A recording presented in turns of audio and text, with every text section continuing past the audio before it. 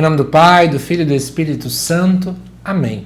Amados irmãos e irmãs, é com muita alegria que nós estamos aqui para juntos estudar e meditar a primeira leitura que a Igreja nos apresenta para esta quarta-feira da 33ª semana do Tempo Comum.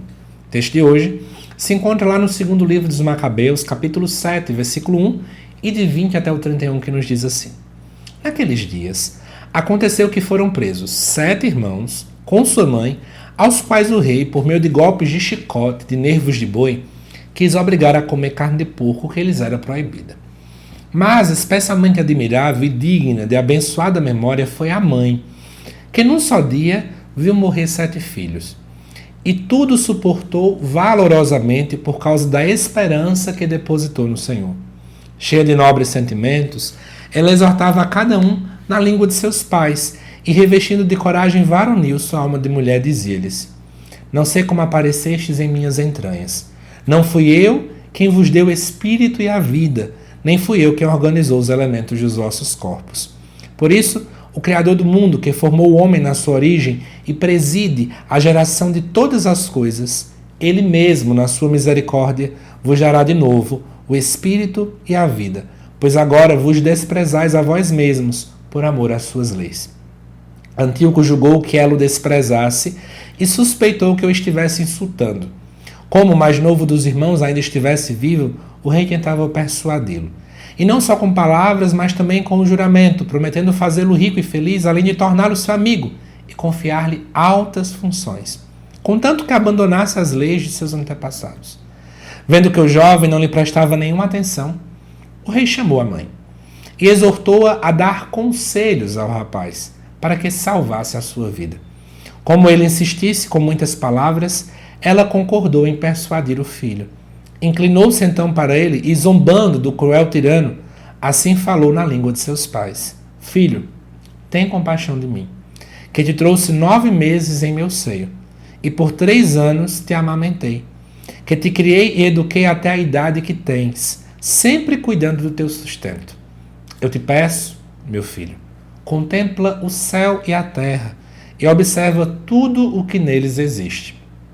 Reconhece que não foi de coisas existentes que Deus os fez e que também o gênero humano surgiu da mesma forma. Não tenhas medo desse carrasco, pelo contrário, sê digno de teus irmãos e aceita a morte, a fim de que eu torne a receber-te com eles no tempo da misericórdia. Mal tinha ela acabado de falar, o jovem declarou: Que esperais? Não obedecereis à ordem dos reis, mas aos mandamentos da lei dada aos nossos pais por Moisés. E tu, que inventaste toda a espécie de maldade contra os hebreus, não escaparás das mãos de Deus. Amados irmãos e irmãs, eu sei que eu já estou explicando desde a segunda-feira a dinâmica desses textos, mas é importante, né, dizer para vocês de modo resumido. Nós estamos tendo aqui a liderança do rei que está tentando impor a religião grega diante da região da Palestina. E nós vemos todo tipo de gente, né? Daqueles que cedem ao rei ou daqueles que buscam ser fiéis à vontade de Deus. E hoje a gente está vendo aqui o exemplo de uma mãe que, mesmo vendo a morte dos seus filhos, ela acima de tudo espera em Deus. Porque ela tem esperança na ressurreição. Esperar em Deus, confiar na ressurreição dos mortos, é entender que nessa vida não é tudo o que a gente está vivendo aqui materialmente. Isso não é tudo. Existe uma vida muito mais além de tudo isso. E é por esse motivo que, quer queira, quer não, essa mulher, então, sempre se preocupou, obviamente, com a formação espiritual dos seus filhos. A gente não pode educar os filhos para o mundo, mas, acima de tudo, precisamos educar os filhos para o céu. E foi isso que ela fez.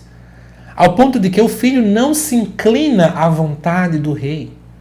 O filho não cede, o filho quer ser fiel. E ele quer ser fiel porque ele entende que muito mais vale fazer a vontade de Deus do que fazer a vontade do rei. O rei prometeu altos cargos, riqueza, fama, prometeu muitas coisas. Mas de que adianta, gente, tantas promessas, se elas, no final das contas, não trazem a felicidade eterna? É importante a gente pensar sobre isso, né? E aí eu acho que a gente tem que entender o seguinte: toda maternidade, você que é mãe, quem é pai também, então vale para a maternidade, vale para a paternidade, tem que ser uma maternidade ou paternidade de muita fé e de muita coragem. Não tenha medo de dizer ao seu filho a verdade sobre quem Deus é e o que ele pensa. Não tenha medo de educar os seus para o Senhor, porque eles não pertencem. Eles pertencem a Deus. Ensinem para os seus filhos que a vida não termina com a morte, mas que nós cremos na vida eterna. Que nós entendemos que muito mais do que as grandes autoridades desse mundo, existe uma autoridade maior do que tudo, que é o próprio Deus. Você, mãe, você, pai, tem educado os seus filhos para o céu? Tem buscado ensinar a verdade religiosa, ensinado a ler a palavra, a seguir os mandamentos? Ah, José Lucas, mas é porque é tão difícil? Eu não estou falando que é fácil. De fato, a gente está vivendo em tempos tão delicados, não apenas no âmbito de educar os filhos, mas em qualquer âmbito. Mas não é porque é difícil que nós não vamos buscar tentar. É isso que a palavra acaba nos provocando, tá bom? Amado irmão, amada irmã, que sirva de reflexão para nós hoje à luz desse texto.